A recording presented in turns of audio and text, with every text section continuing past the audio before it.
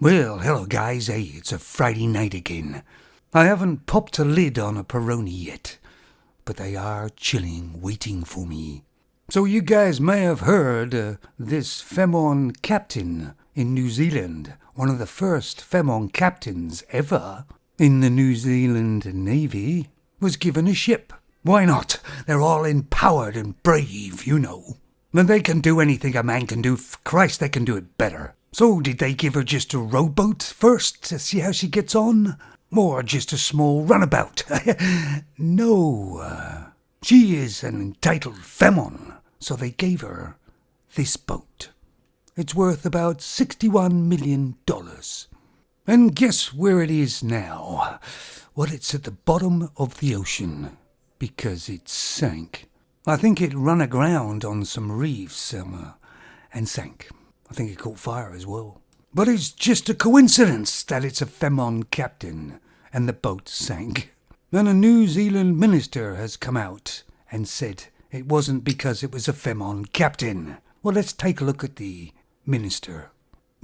Oh, that's funny. It's a Femon too. Femons hardly ever protect other Femons, do they? Of course they do.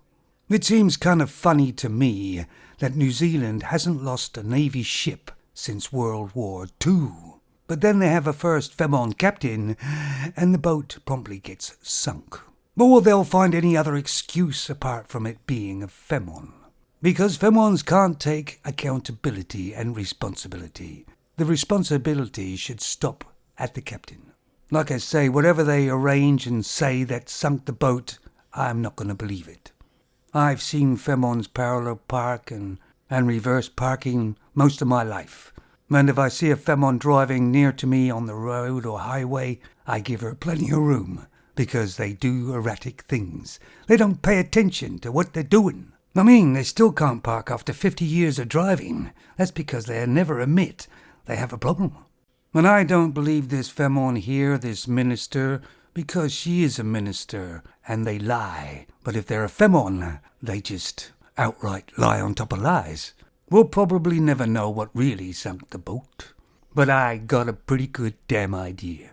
The Costa Concordia or something like that? Do you remember when that got sunk? It was a male captain then. You know, the captain's supposed to stay on the boat, the last person to leave, sorry. But this captain accidentally tripped and fell into a lifeboat, if you remember. But he got taken over the coals, didn't he? You know why? Because men police men. Femons don't police Femons.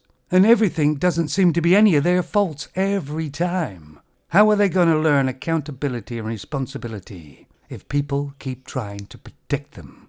Males don't get protected like that. They're left to tread water. But the Femons get rescued. People did die in this passenger ship disaster.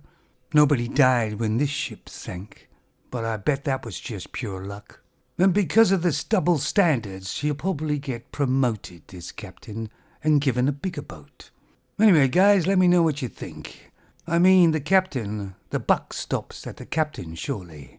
Whatever happened, whatever went on, it's still her responsibility. Well, it is, unless you're a Femon, that is. Then you get the old P-Pass. Take it easy, fellas. Captain, I'm going to have to report that you turned the wrong way. I call that mutiny. Throw him overboard. Ah!